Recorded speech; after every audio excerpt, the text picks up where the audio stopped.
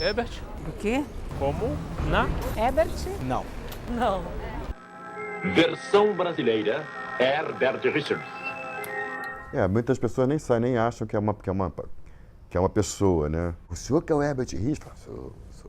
Eu liguei lá no estúdio e peguei na lista telefônica, liguei e perguntei à secretária se Herbert Richards era uma pessoa, se era uma entidade, uma instituição, um grupo estrangeiro, porque eu não encontrava nada sobre ele. Ela me falou, olha, ele é o dono da empresa, mas ela falou, olha, adiantou, achava que é difícil ele dar entrevista. Ele me recebeu nos estúdios, a gente conversou 4 horas mais ou menos, ele me contou a história dele toda. Assim, eu achava que ia fazer uma entrevista sobre dublagem, mas encontrei um cara muito importante na história do cinema brasileiro. Papai, com 16 para 17 anos, sai de Ribeirão e vai trabalhar com o tio no Rio. Alexandre Wolffs, que era um documentarista famoso na época, e cria interesse pelo cinema. E ele foi trabalhar em laboratório, então ele aprendeu o que era uma revelação do filme, o que era a luz, o que era a densidade. E aí ele aprendeu a fotografar a partir do trabalho de laboratorista. Com o tio ele começa a estabelecer algumas mudanças na forma como o tio fazia o cinejornal. Ele foi ganhando responsabilidades e o salário não foi acompanhando a responsabilidade, ainda mais porque era parente. Todo mundo que trabalhou aqui com família sabe disso, não é uma vantagem, é uma desvantagem. Ele foi porque ele queria mais, e se o tio não dava mais, ele foi buscar quem desse. Até que ele monta o seu próprio cinejornal, aí ele começa a perceber que aquilo tem problemas, que as pessoas, aquelas notícias ficavam muito velhas rapidamente. E seu Herbert, ele foi um desbravador nisso aí. Ele conseguiu levar o cinejornal dele a quase 4.000 salas, num tempo menor. E essa coisa do jornal foi crescendo, e ele conseguiu montar uma distribuição para o jornal, que acho que foi esse o pulo do gato, né? Que ele conseguia distribuir o jornal no Brasil inteiro. Era o ponto fraco da Atlântida, embora a Atlântida tivesse os cinemas. E o papai dizia exatamente, como ela era dona do cinema no Brasil inteiro, ela não precisava montar uma boa estrutura de distribuição.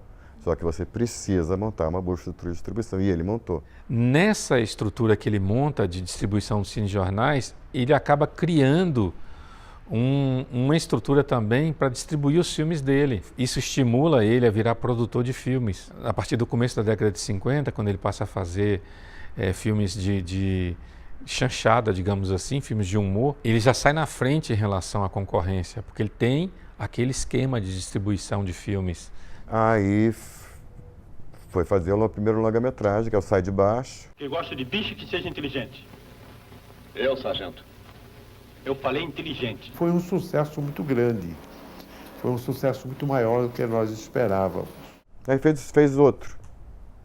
E era tudo, primeiro, filmes populares, mas eram muito bem feitos. Papai sempre teve um olho para a qualidade, ele sempre acreditou que qualidade vende. Ele tinha um feeling bom de mercado. Ixi, teve ano que a Herbert Richards fazia 8 longa-metragens por ano. Um ano ruim, fazia 4. Ele acabaria fazendo 78 longas, alguns dos maiores filmes da história do cinema. Lançou nomes como Jô Soares, Ronaldo Golias, Anquito. O primeiro filme que eu fiz com o Herbert Richards foi Metida Bacana. Foi aí, daí foi a série de filmes com o Herbert.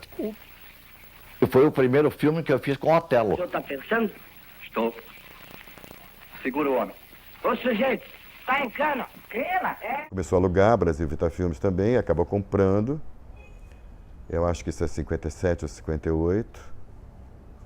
E aí começa a produzir o filme pra caramba, porque aí tinha uma estrutura de produção, e era todo mundo sob contrato. Carpinteiros, eletricistas, roteiristas, editores, artistas. 40% da chanchada é improvisada na hora. Inclusive piadas, né, as piadas, 40% ou 50%. Piadas que surgem, de repente surge e o cara dá uma piada que resolve. Consequentemente, era divertido fazer, né? Claro. Ele sempre estava tentando fazer algo diferente, que tornasse o negócio dele diferente. Ele acolhe o novo cinema brasileiro que está surgindo, o cinema novo. Então ele entra na produção do Pagador de Promessas e ele produz Assalto ao Trem Pagador. Por exemplo, Assalto ao Trem Pagador é um filme de bilheteria, é um filme comercial, é um filme muito bem feito, mas é um filme bom, é um filme com qualidade. Eu conheci o Nelson, eu conheci quase todos da Atlântica. Eu era o diretor de fotografia da Atlântica, e aí, quando me tornei produtor, conhecia todo mundo. O Herbert me convidou, me perguntou qual é o filme que você quer fazer. Eu falei, Vidas Secas. Aí, então vamos embora. Entrou na produção de Vidas Secas. O Nelson tinha já tentado produzir o Vidas Secas, não conseguiu produzir por causa da chuva, fez o Mandacaru, e quando voltou, eu insisti com o Nelson que nós tínhamos que voltar, que eu tinha certeza, gostava muito do filme, e voltamos a refazer. Vidas Secas já não é um filme de bilheteria, mas é um filme de prestígio, é um filme bom. Ele confiava em Nelson, ele gostava do livro, ele sabia que Nelson ia fazer um grande filme, como de fato fez, porque o filme é muito o livro. Você está lendo o livro, você está vendo o filme. Você está vendo o filme, você está lendo o livro. Morreram 3 pessoas, funcionários meus. Olha, gente pulando, rapaz.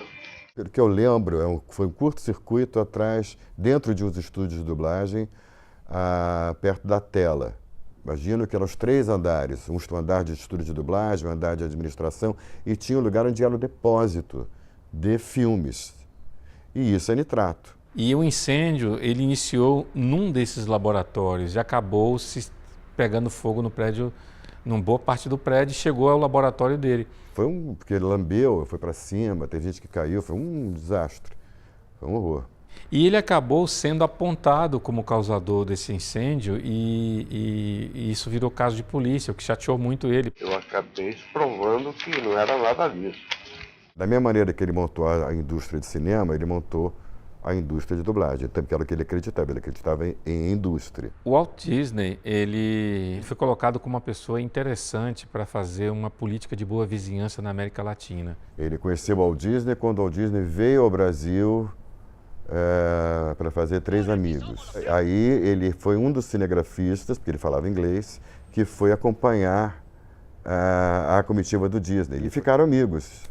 E aí, em 57, 58, por aí, ele faz uma viagem aos Estados Unidos, e nessa, eles conversando informalmente ali, Disney perguntou se ele não gostaria de dublar os produtos dele e ser um representante dele no Rio de Janeiro. Aí o papai começa a fazer televisão, com o Zorro, que foi um sucesso, e o papai também representava a Disney aqui. Pega o Zorro, que era o grande lançamento dele, dubla, e eu gostei da ideia e eu dublei o Zorro. Aí você como começou a versão brasileira Herbert Richards. E eu passei a representar o Disney. E depois da Disney veio a Universal, a Warner. Eu passei a vender os filmes, dublava e vendia os filmes para a televisão. Você com Herbert Richards, Sargento Garcia, você lembra do Zorro? Pois é, Dom Diego, o comandante está me culpando por ele ter caído do cavalo. E tudo por causa do seu amigo. Pegou fogo a Globo. E o Boni, que era o meu grande cliente, que dele é, eu preciso dos estúdios, senão não podemos parar a dublagem. Eu parei o filme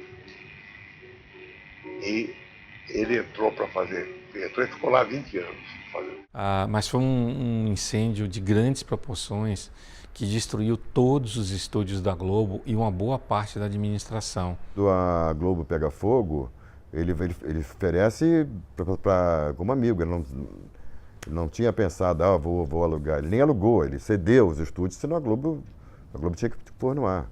A Globo praticamente se estabeleceu lá, né? Então a Globo ficou lá 21 anos, de 1976 até 1997, quando ela inaugura o Projac.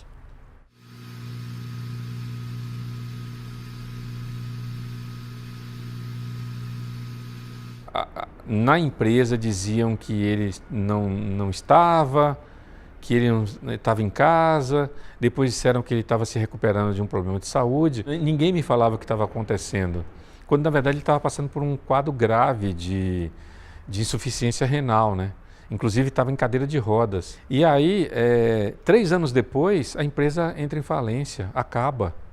Do momento que papai foi embora, a gente falou, cada mês que fica aberto só acumula dívida. Pra você ter uma ideia, o mercado paga de 130 a 150, o diretor ganha 40. Essa conta já não fecha só com uma pessoa. Ele, a firma, era um organismo só. Como algumas pessoas sabiam que eu tinha feito o livro, elas começaram a me mandar links dizendo, olha, os estúdios foram destruídos. E um incêndio atingiu o prédio onde funcionava o estúdio Herbert Richards, que já foi o principal produtora de dublagem da América Latina. Uma pessoa inspiradora, no sentido de querer sempre fazer o melhor e não ter medo de fazer. Quando eu era criança, achava que ele era um herói. Quando eu era adolescente, achava que ele era um babaca. Né? Quando eu fiquei adulta, voltei a achar que ele era um herói. Assim, um pai, um bacana, amoroso, carinhoso. Como de vocês, espero.